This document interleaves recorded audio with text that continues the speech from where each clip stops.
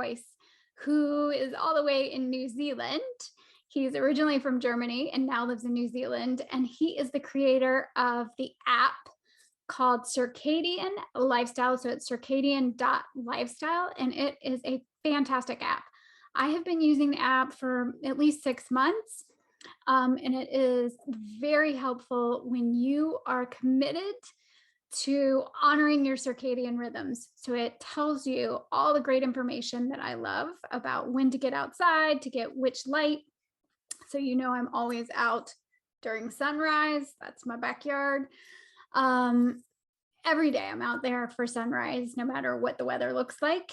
So I already had that going on, and I already tried to pop out for sunset, but I really was interested in UVA light and when to be outside for UVA, because that is really helpful for mood. So that's good to know.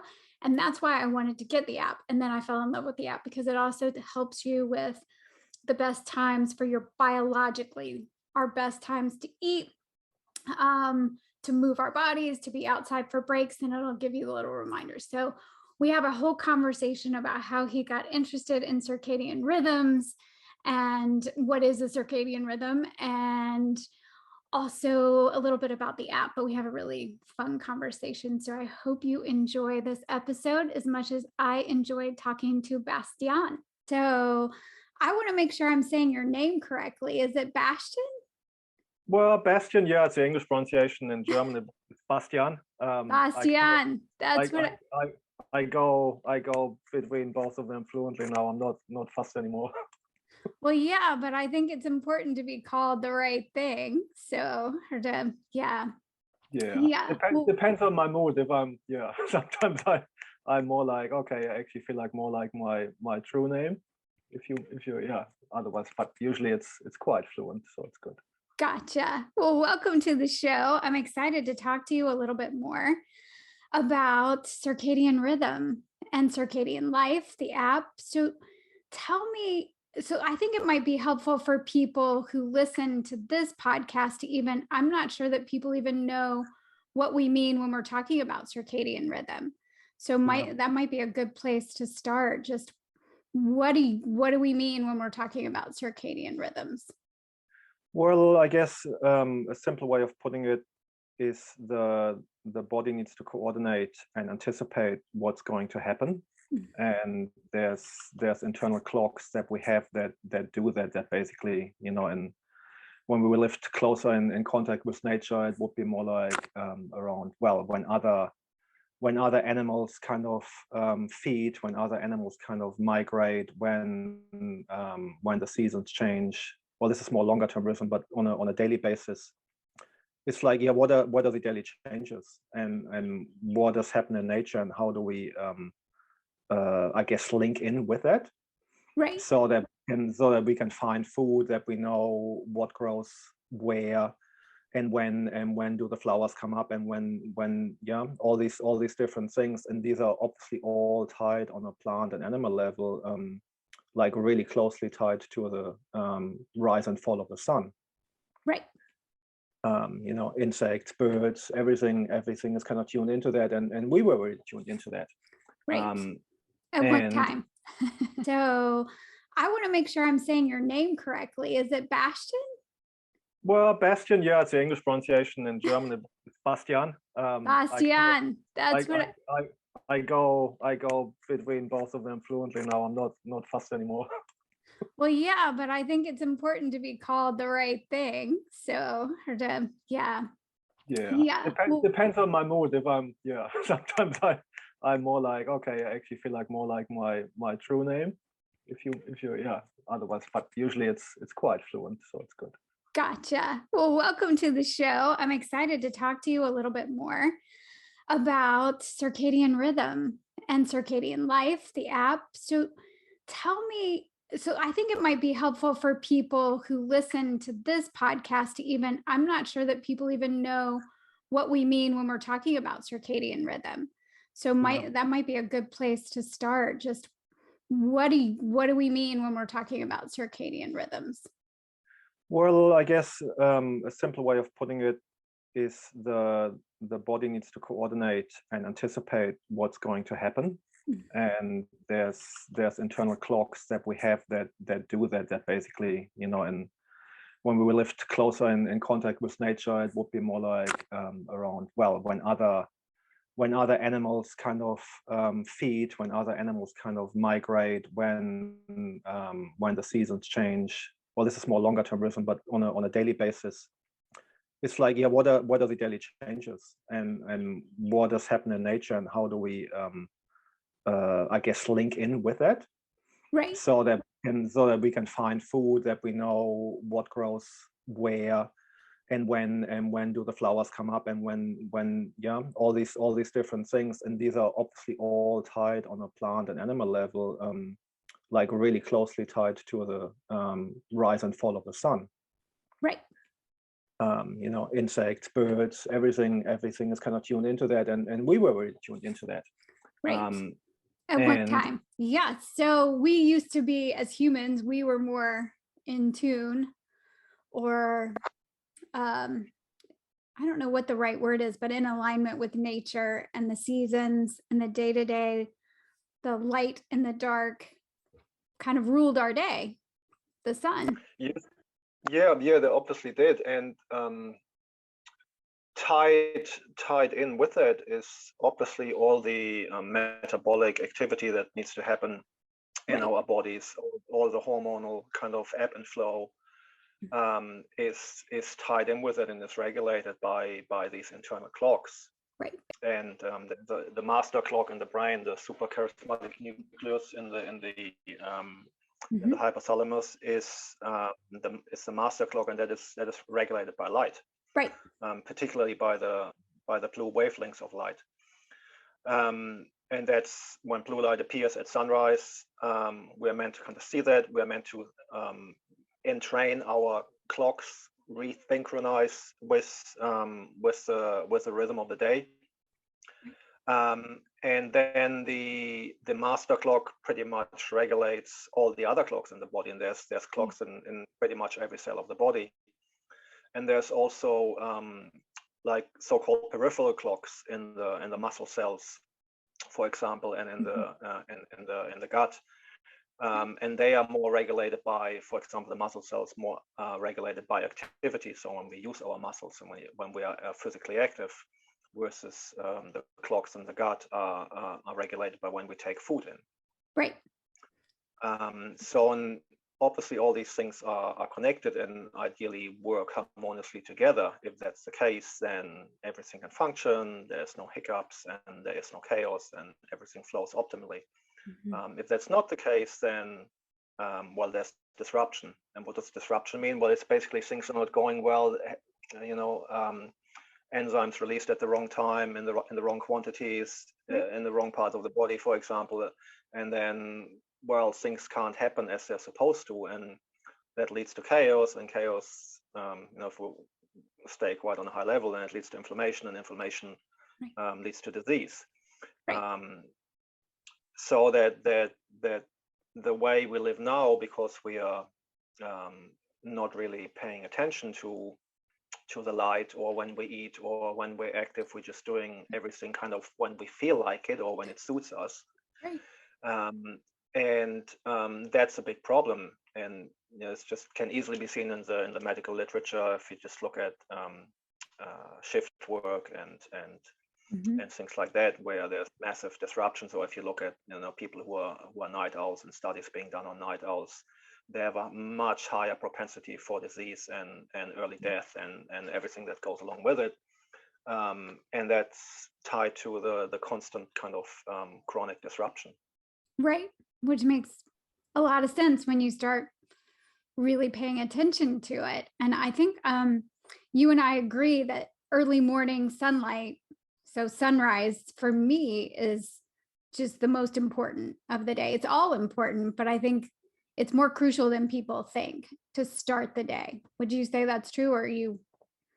Yes, yeah, I mean, most definitely. And it's like, because I think we in general, we look at things way too kind of mechanistically, and in a really kind of separate kind of fashion, as if what we do during the day doesn't impact our sleep, and as if our sleep doesn't impact the next day. It's like, I mean, even thinking about it, it's just ludicrous, really. But we behave and we act as if that's the case.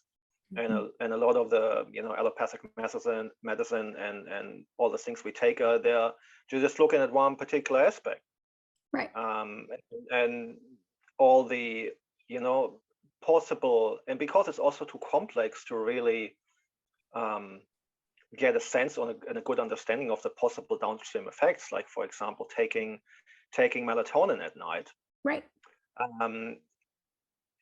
It's a big thing, because I mean, melatonin not only regulates pretty much all the physiological and metabolic activity during the night. It's also your best antioxidant, your most powerful antioxidant, and free radical scavenger.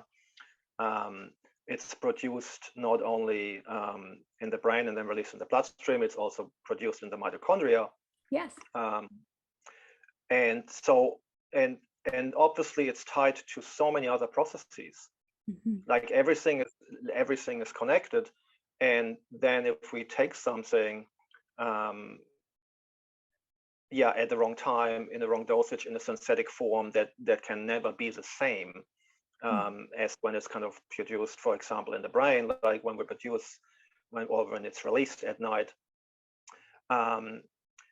then actually the concentrations in the brain are really high, extremely high, and as it's kind of dispersed into the blood, it obviously the concentrations drop. Right. Versus if we take it in pill form or in a drink, then the concentrations in the blood are really high, but by the time it reaches the brain, it's really low. So it's just upside down every which way we look at things. And the implications of that, we really don't have an idea. We have an idea of some problems that occur from that, for example, but we really don't know all the downstream effects because it's much too complex. Right. And I think, a lot of people will say, well, for me, it's just very simple. The simplest things that I've done to help my mitochondria, because that was what I was trying to do when I decided to start using the sunrise, sunset, getting vitamin D during the day. I wasn't specifically thinking, oh, I'm going to get in sync with my circadian rhythms and get all that going. I was really just trying to see if I could help my mitochondria, which of course, our circadian rhythm helps the mitochondria, but I kind of did a little backwards, but it was really simple. I just think that a lot of people will say, well, I'd rather take a pill, or it's easier, or because of my job, or because of my kids, or because of my life. And I know you have really committed your life, and you had a shift living in New Zealand now too, but you were in Germany, right, for a while. So I want to hear more about your story. But I also think people need to hear that it's simple and it's doable. Like a lot of us shift our whole life to make sure that we're living in sync with nature. Yeah, but it is simple. But the problem is most people are not doing it, because even so the application of it is simple, but the crux is it requires it requires consistency. Yes. And it requires to basically show up and prioritize your health and vitality, energy, etc., etc., and not compromise that for short-term gratification of whatever sort. Right. Because then you pay the price in the long term. So it's a bit of that predicament, like where do we place our value and our priorities? Because the changes are simple. I remember like years and years ago, I was reading a book on sleep, and it basically had one message or two messages, which is like go to bed at the same time and wake up at the same time. I was like, what else can I do, kind of thing. I was just like, yeah, but that's not good enough. That doesn't suit me. That's like, that's too simple. Like that can't do anything. and B, I don't want to do it because it's too restrictive, right? So it's just it's more. It feels like it's more that idea of convenience, which is so hammered into us. If it's not convenient, then just don't do it. And that's just we're just doing ourselves a big disservice having that kind of attitude, because we're going to pay a price for that, whether we want to acknowledge that or not. And I feel like a lot of it these days comes really kind of down to that, because the answers or the solutions are really not that difficult. They're really easy to do, but it requires a shift in behavior, in lifestyle, and initially it probably feels a bit like a sacrifice, and it does. But quite quickly that shifts for I can speak for myself, and I can speak for other people who made these shifts that I talk to. It really becomes more like a wanting and a love affair in a way, rather than something that I should do, or that I ought to do, or that I kind of push myself to do all the time. Because it's not sustainable. If that wouldn't shift, if there wouldn't be any benefits from that that are tangible and that are felt, then people would fall off the bandwagon all the time. And people do, because it depends where we're at and the choices we make. But there's such a shift that can happen, and that is going to happen if we apply ourselves over a certain amount of time. And showing up, and then we're reaping the benefits, and then we're going, oh yeah, I want more. I want to feel better. I love this. I'm just rather than, oh, it's a drag and it's difficult and I don't want to get up. No, I want to get up early. I want to see the sunrise. It's kind of like that's the most special time of the day really for me, my morning routine. And I take my time, and I rearranged my life so that I can do that, so that I have my 2 hours in the morning and dedicate that and show up for that because I want to. Yes, I 100% agree. That is my favorite time of the day. And you do rearrange your life. And so tell me about how did you get into circadian rhythm, and then creating the app too? We'll talk about the app, because the app has been really helpful for me, more than I even thought. And I wanted to talk to you a little bit. I know you've been doing market research, and so how it's helpful for other people too. But let's hear a little bit about how were you always kind of a health conscious person? How I looked at the world, really, it definitely shifted so many times over my lifetime. But I found myself, I'm now 44, I was around in my late 30s. And I found myself, I didn't have any particular health issues, but what happened and what kept on getting stronger was that sense of, oh, I'm tired. I was constantly like that sense of being tired and ups and downs, but mostly it got worse and worse over time, where I felt like I'm almost like in a dip. I'm almost like kind of dragging myself along. And I just heard myself saying over and over again, I'm tired. When someone asked me, like, how are you? It's like, I'm tired. And eventually I was going, I really don't like this. This sucks. This is not good. And at some stage I just really wanted it to change. So I just started looking, and like most people, when they want to make a change in their health, they look at diet. And understandably, because that's being portrayed as the one and all, and if you fix that, then everything else is kind of fine. So I looked into diet, and I went on a ketogenic diet, and that helped a lot. Had lots of problems with it as well, had massive constipation and other issues along the way. That subsided, but yeah, it helped to a large degree, where I actually got some of my energy back, and it was much more like stable. But while I was looking into that and changing things, I almost like I started to lick blood, and I had a taste, and I wanted more. What the man was like, this can't be all. And I remember, I think it was actually what's her name again? I think Nora Getgaudas. She's I think she's Greek. She's big in the paleo world and in the ketogenic world. Yeah. And I read a book of hers, and but in that book, it was not only about diet. There were so many other aspects that were tied to it, where she talked about water, and she talked about all the cosmetic and the beauty products that we put ourselves, and so many other aspects that I hadn't really kind of considered. Yeah. And I was going, oh my God, okay, okay, I need to read more. I need to find out more. So that was I guess a stepping stone along the way, and then. Yeah, I started going to some conferences, and I started reading other books, and I did more research, and talking to nutritionists and all sorts of things. And then eventually I stumbled upon Jack Groiss. Yeah. Which a lot of people probably know is quite an interesting character. Can be quite abrasive and quite rubs people up the wrong way.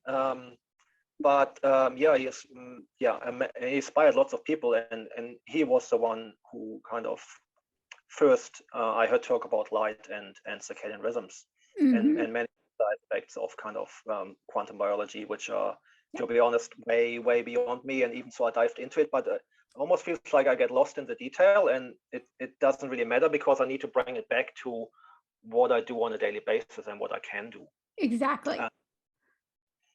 But yeah, so I went down that road, and then came across Alexander Wunsch. He's probably one of the most well-known people in the world around light and how it relates to health. I pretty much watched all of his videos multiple times. And so I really dove into it and listened to more podcasts, and because I was really fascinated by light in particular and circadian rhythms. Yeah. It just really resonated, something about light, and then when I started spending more time in the sun and felt the impact of it and understood a bit more of what's happening as a result of that, and most importantly, how I felt as a result of that, that I was like so sold, and didn't look back. And since I did so much research and was trying to understand how to apply all of these things to my life, I was going like, hang on, if I'm doing that, other people must be doing that.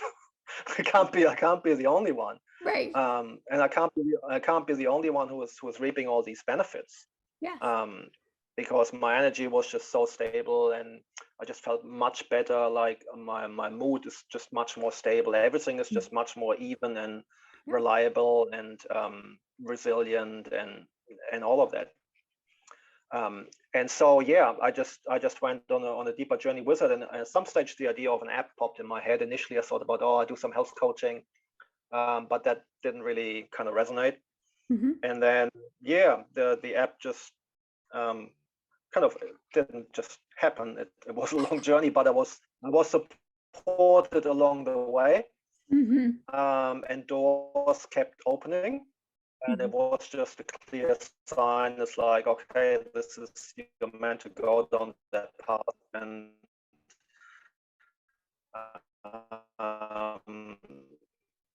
create that app and put it out there and see how people respond. In October 2020, we could actually, it's quite a rewarding journey to do that and put something out there that can actually help people with real simple, lifestyle changes that are not that are actually based in science, but that are also really common sense, and that are applicable. And if people actually want to make a change, and if people have tried to go down the conventional path and have been disillusioned, and maybe went down even the functional medicine kind of path, and just replaced pharmaceuticals with kind of more natural kind of supplements, and that probably didn't cut it well enough either, because there's just too many things that are not looked at in that. Again, the environment is missing, and how people live and how they behave and when they do things. And light, yeah. Light was never mentioned in all of my functional medicine journey stuff. And all these things. I mean, it all kind of ties together. I mean, it's great. Obviously, intermittent fasting is a big a big topic right now, and it's a big hype, and rightfully so. But nevertheless, if you like how most people approach it, if they skip breakfast because it's convenient and then eat late, again, it's better than eating breakfast and eating late as well and having a long eating window.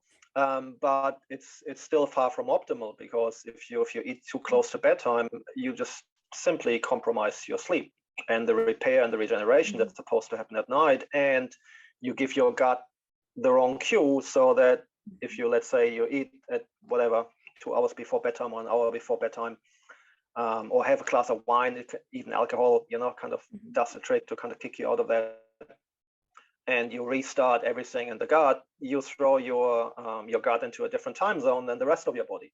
Right. So, and obviously, again, that's not a good setup. And then obviously you won't be hungry the next morning, so you throw off the natural hormone flow that's supposed to happen, because normally in the morning ghrelin would spike and leptin is down, so that you are you want to eat, but if we eat late, that's thrown off again, and then we kind of justify things like our behavior. I guess it's an interesting one. We always like blame the environment or something else, that it's not working because this is not happening for me. Yeah, but it's not happening for you because you're behaving in a way that's out of sync, right? And that actually creates a disruption in the first place, and then you wonder why you don't feel like eating in the morning, for example. There's reasons for all of that, because it's not biologically, it's not normal for that to happen. Right. There's a reason for that, we just often don't like to look at those and just find excuses to keep on doing the same thing in order to not need to change, or keep on. Right.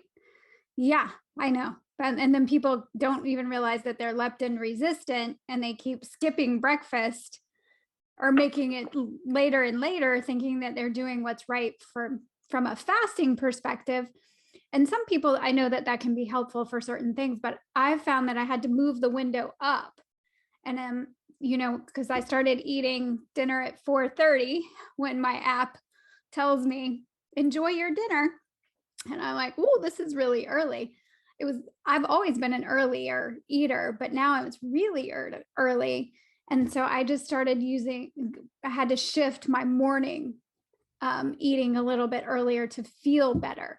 And it just made it more in line. So what I did, I took the app, and I got all of the reminders, the little tweets that tell me time to move, time to go see the sunrise, and I thought it was really, really helpful for me, but a little overwhelming at first, because it was different. And I'd already been doing sunrise for a long time before that. And I think, and doing some other things, I was already taking a lot of breaks.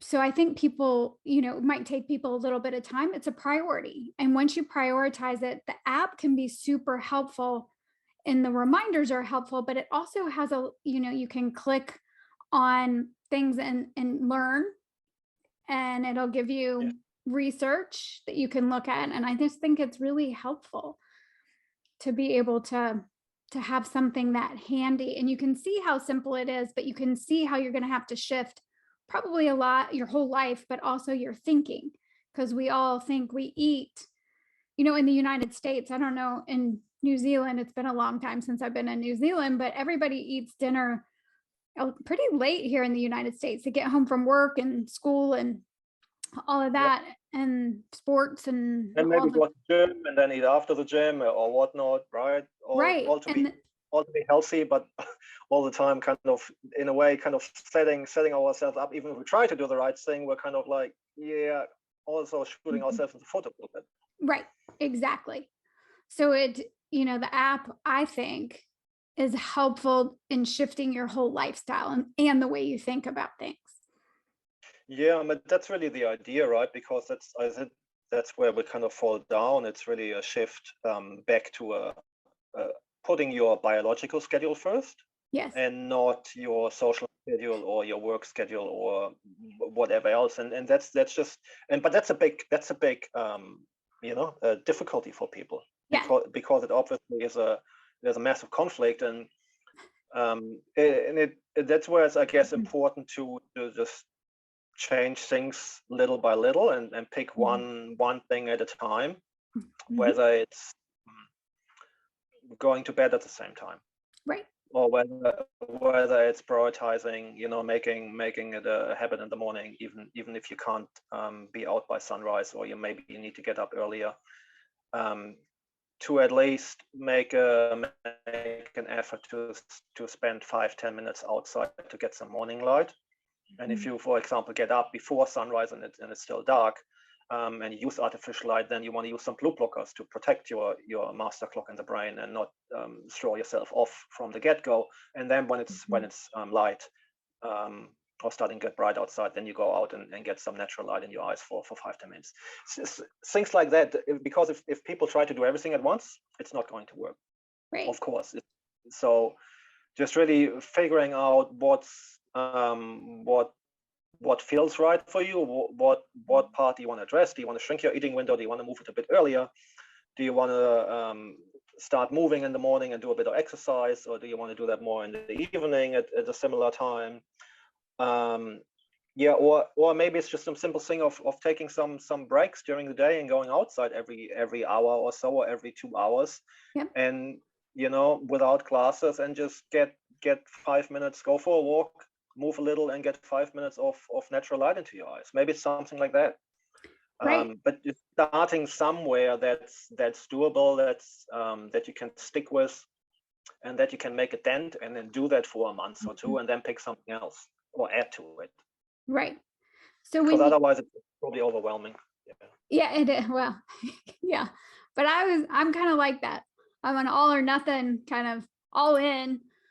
And so I wanted to use the app, do all the things. And I thought it was definitely doable after you get used to the new way of doing things. It's doable. But I wondered, how long do people use, you've been asking people that use the app about how long before things really started clicking? Is it right away that they immediately start? I guess it really depends where the individual is at, right, in their journey. A lot of it's so unique. I mean, sometimes I'm amazed by the feedback we kind of get. Like, people. One person was writing in with insomnia, and he said, like, my insomnia that I had for years, kind of disappeared within a few weeks. It's just stuff like that, which is mind-boggling. Or a woman who had like massive pain and cramps during her period, and distress, that disappeared. And it's just almost like going like, wow, it's like all these stories from individual people with such different problems, that again are all kind of tied into the same thing, because your body needs to function, right, and your body needs to communicate well, and it needs to be coordinated well. And it's just the mind-boggling fact that apparently there's 100,000 biochemical reactions per cell per second. Right. Yeah, it's just like, hello, that needs to be coordinated. Right. And actually the only thing that can coordinate that, to do it fast enough, is actually light. Everything else is too slow. Right. It needs to be at the speed of light to coordinate that amount of activity. Yeah. And to regulate that.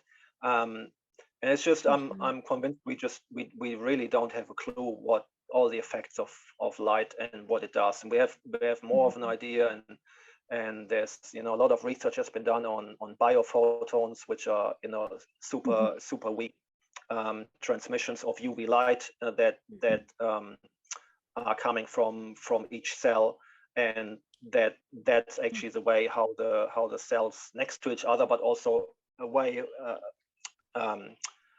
that are not close to each other, and also even between organisms, can communicate that way, because it can create a coherent field. And that's that's being sent from each cell and also received by other cells. And yeah, but all these things are obviously in its infancy with regards to kind of research.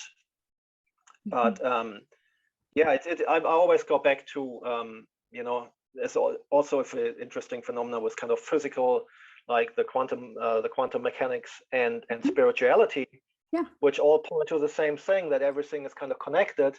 Right. And there's no separation, there are no boundaries. It's basically just space everywhere, and just resonance and frequency. And so and then it kind of makes sense to almost look like, because what I noticed lately, like when I go to the city, I just left the city like half a year ago and moved to the country. But when I go back, I'm much more aware of the intensity and the energy and the resonance or the frequency, if you wish, from the city, and how it's so much more jarring and stressful and intense and penetrating, and activating, for the nervous system. And when I'm in the country, then it's just the opposite. It's just soothing. It's kind of, it's less activity. It's stress. It's much more harmonious. So we are actually able to pick these things up, and to, if we're a bit more sensitive and paying attention and hone our skills in that area, then we can actually directly perceive that. It's still hard to kind of quantify that, but for me, it's really personally, I don't really care that much about it. Because if I feel better, I feel better, full stop, whether I can measure it or whether I can't. I totally agree. And so it's I guess it's also I guess with it, I know I'm going a bit over a tangent, but I'm just I like it. Yeah. Just see where I end up with it. It's something about the resonance and the that just makes sense, and that lands, versus something that I need to kind of think about and use my brain and be intellectual about it. Right. And then I can justify I should do that, I shouldn't do that, but I actually don't have any relationship to it, because everything that's going on in the mind is so impersonal. It's just an idea, and it's kind of not really tied or hooked into something a bit more real. And that's where I feel like the helping people to go back to the basics and have a bit more of a touchstone to nature and connect with something that's real and that's unchangeable, like the sun rises in the morning, and just becoming aware of when that is and starting to form a relationship with that, however little that might be, is a movement that's going to be supportive. It's not going to spin you out. It's not going to keep you chasing your tail or make decisions that are detrimental. It's ought to be the opposite. It's ought to be supportive. Yes, absolutely. And just so that I really feel like that's so kind of crucial, particularly in this kind of fast-paced, kind of crazy world with more and more technology and less certainty, and everything is kind of being questioned. And so it's almost like we need to come back and find our own kind of inner kind of wisdom and compass. Yes. That no one can really kind of take from you. And that's really where nature and having even just things like, if you forget about circadian rhythms and everything tied to it, but even if you just live a bit more structured, if you want to use a different word, but if you have a rhythm and that you stick with that rhythm for a while, it's going to be supportive. Right. And I think I told you one of my favorite things is I don't care who you are, where you live, what blood type you are, what diseases you, everybody benefits from being in the light. Everybody benefits from going, and sunlight is I just feel better in light. So when I'm out there, I think the science is interesting. I love, looking at the quantum biology and the quantum techniques that we can help, particularly with mental health. I'm super excited about that. But do you feel better? I mean, that's the bottom line. Are you doing things that are supportive?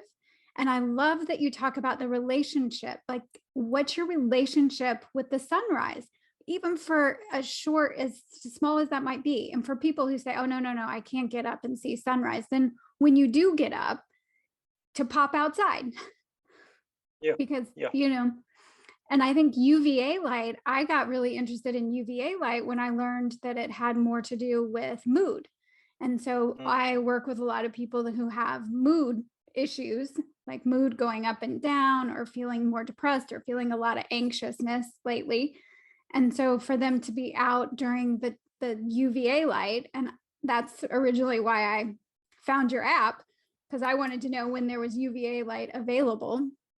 And it's been really helpful to just be in that light. And you don't have to understand it. You can, if you want to, you can dig into the research, but you don't have to understand it to feel better. And it's the point, yeah. For everyone. And I, as a nutritional therapist, I haven't found one diet that works for everybody. Now, I'm a big fan of ketosis. I'm a big fan of, local seasonal eating. I think whatever foods feel good in your body that are local and seasonal, that's great. Any real food is probably better than all the fake stuff people eat. But I found that everyone benefits from being outside, barefoot, and in the light. Yeah, if you're a diurnal creature, which we are, then the answer is yes. If you are an owl or a rat or a mouse or an earthworm, you don't benefit from that. It's detrimental. But that's really the thing. We really we almost forgot what we are on a just biological kind of level. Right. And then I guess humans are we're just too arrogant, right? So we just do everything the way we want to, and we don't think it has an impact. It's just interesting, if there was a while ago, last year sometime, we're sitting outside on a lawn in the morning. It was 11 o'clock, and a rat just came close and kind of, but it wasn't moving normally and naturally. It was just weird because it was just moving erratically, and I moved it to the side, and it was obviously sick, right? Because it's not normal for a nocturnal animal to be out in the middle of the day. Right. So that rat suffered from whatever it suffered from, and it made choices that kind of made it worse, and put it out to be eaten by a hawk or whatnot, or cat or everything else. So it's just that we forget the most basic kind of things, and then we want to kind of fix it by taking some more artificial synthetic kind of stuff and to remedy that. So it's maybe if that's how you want to live, but it's not my choice, and it doesn't seem to be a wise choice either. It's not optimal for sure, but I think a lot of people have no idea. They think that they're nocturnal. They don't realize that biologically we're not made for that. We'll say, oh, I'm a night owl. I was one of those people that I preferred the night and did not like mornings. And now I never miss a sunrise. And so I think people just have to be educated that's not normal. That's like a rat out in the middle of the day. Yeah, it's not normal. Even so, the funny thing is, again, it feels normal, but it only feels normal because you're having crisis and you're getting a massive hit of cortisol and adrenaline from the blue light, and you suppress your melatonin, and then of course you're wired. And if you do that long enough, yes, eventually your sleep drive kicks in, and if you push through that, you get a second wind and you can go longer, but it's not something that you're basically having an on switch for your adrenals, constantly running when you're on the artificial light, and then of course you keep on going and you feel let's keep on moving. And there's a reason why they And there's so many studies on that, the bright lights in the offices that do that for productivity. Yeah, but again, if you burn the candle from both sides, well, eventually the candle burns out. Right. And that's exactly what's happening with all these people being burned out and adrenal, so-called adrenal fatigue, which I might have even kind of suffered from without even knowing it. And it's just interesting, just that aspect, because the blue light triggers the cortisol. Right. And the interesting part is that actually the UV light destroys steroid hormones and destroys sex hormones in the blood, which is nature's way of balancing that out. But if you're inside under artificial light and you get the kick from the blue, but you don't have the UV, that balance is completely missing. And again, which just, obviously, if you look at the rate of how stressed people are, mental health issues and all the rest of that, I wouldn't be surprised if a lot of that, if not most of it, is due to just that as exposure to blue light. No exposure to UV, you miss the serotonin, you miss the dopamine, you don't get that, or in a limited way. And then obviously you miss all the red and the infrared. That's always kind of at least 50% of sunlight, which is the regenerative and the repair activity. And basically the homeostasis that's supposed to be there, the balance in your body between damage and repair, is broken. Right. Because you're not getting the repair frequencies, and you're not getting the energy in the mitochondria to do that for the red and infrared light does it. So it's just yeah, in a way it's quite simple, but yeah, again, our behavior and our understanding, or not even thinking that light might have an impact beyond vision, is what kind of gets us into trouble. Right. And then and I think I'm a night owl, and I stay up late, and I convince myself that I'm this and that, and then I do more, make more choices, and put myself more in that kind of well, not camp, but I make choices that kind of contribute to that. Yeah. And entrench me more, and then yeah, then I think I'm a night owl, and yeah, I just take that for granted and keep on going down that road. Right. And don't realize that my mitochondria are not working because, yeah. And then I'm sick, and yeah, all the things, and not knowing why.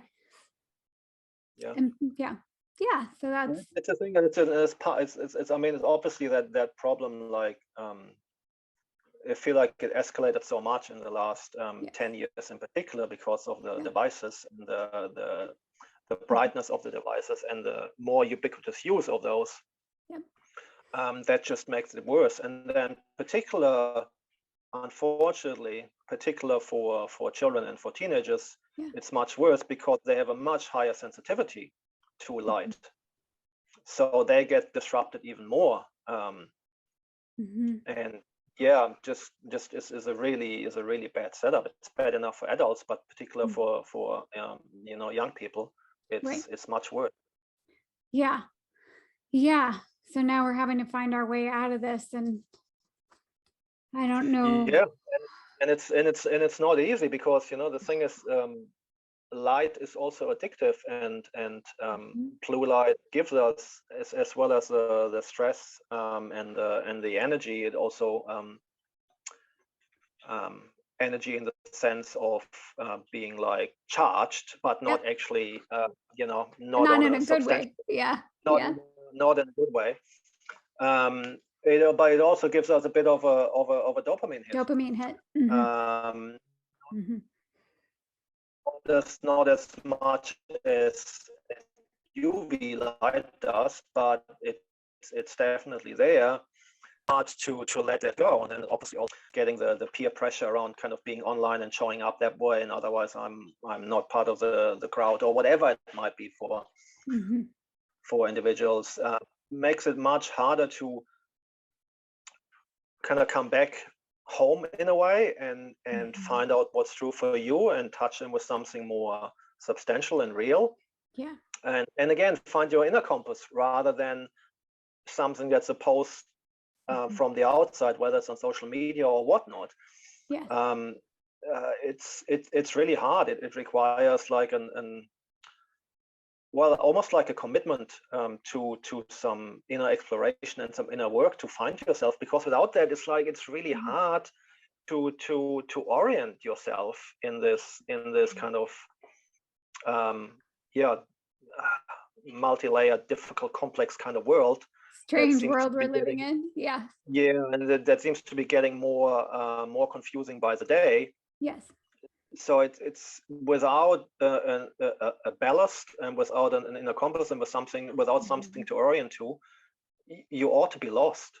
Right. And you ought to be looking someplace outside yourself all the time, and that's really not helpful, because it's just too changing and too confusing and too complex and not real in the first place. So right. And so that inner compass, we keep kind of coming back to the inner compass. And if all of the systems, if all the clocks are off, it's hard to find your inner compass. So it's the place. exactly. Right. Right. So it's difficult. It's difficult if someone is really kind of stuck in that, right? Yes. In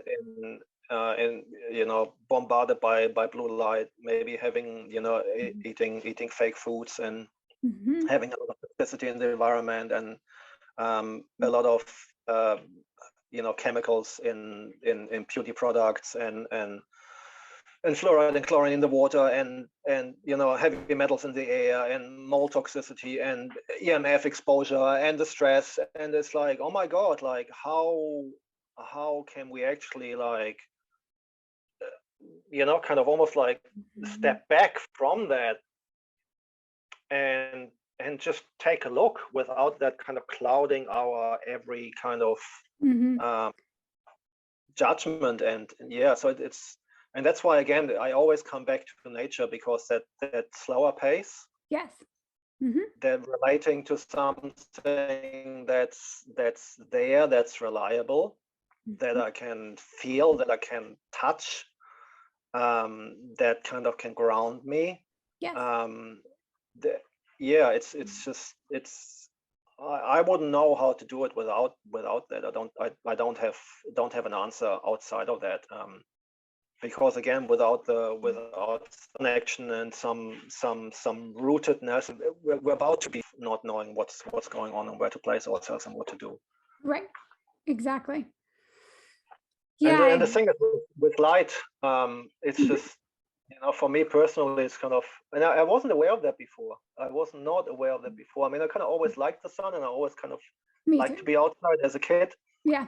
But I wasn't aware of it, right? But now, just the sensory kind of impact, like, of being in the sun, it's like a massage. It's like it's almost like being caressed by a lover in some kind of weird kind of sense from the inside out.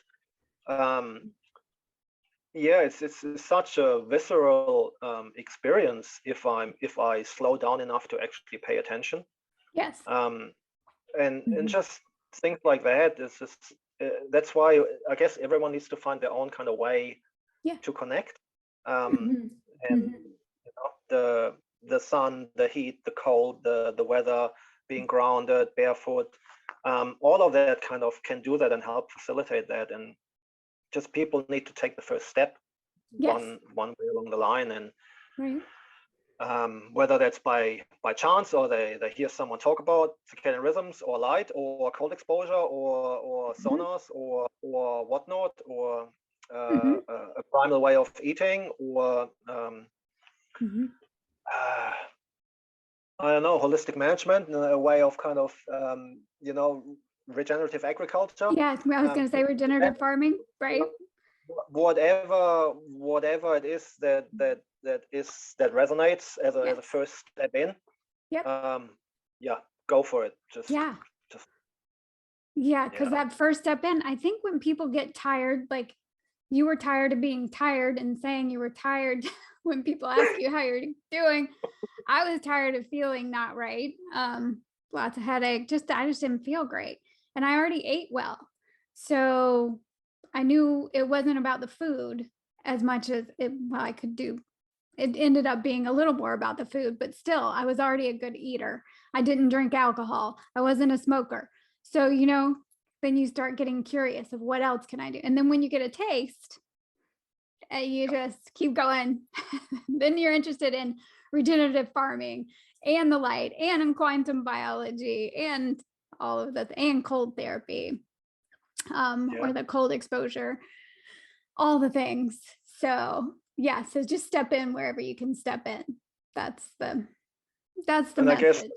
I guess that's the message. And I guess my hope with the app is that because it's kind of a two-pronged approach, right? At this stage, it's really about the I guess the why and the how. So whether people just want to step in and focus on the how, go for it. Whether you need a bit of do some research and do some reading, that's there as well, kind of curated, so you understand why that makes sense, like on a deep level. And again, if that resonates, well, then jump to the how and jump in. And otherwise, best of luck with finding your own way, however that looks like. However that looks. Yeah. Well, I think it's safe to say that nature is what nourishes you the most. Is there? Yes. Yeah. Anything else that really feels nourishing to you besides the light and the food? Anything we didn't touch on that feels very nourishing to you? My dog. My dog. But I love saunas. I still have a bit of a love-hate relationship with the cold exposure. Me too. It's challenging. It's not a but it feels fantastic, whenever I do it. But it's a push. That's exactly how I feel still. Aims in my life is to learn to really live a slower paced life. So that's that. I'm doing meditation. I'm doing inner work. I'm part of a spiritual group for many years now, and so that's part of my journey, and also really learning how to relate, to actually learn how to relate to other people, and to go deeper in that and be vulnerable in that, and to take responsibility for what's moving in me, what I'm feeling, and not put that onto others. Wow. So it's just, I guess, learning to be human, and learning to just do the best I can to create a more beautiful world. Yeah. Well, I think you're doing that.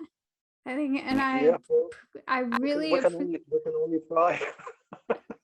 Can only try. Yeah, we can only try. You're right. Well, I just really appreciate your time and talking to me and learning a little bit more about, your journey. It's helpful to me. So thank you so much for being here. Yeah. Thank you, Kelli. I appreciate it. Yeah. And the more people we can help find their way. Find the light. Yeah. Find the light. Find the light. Yeah. I think the better. So. And the darkness at night, not to forget. And right.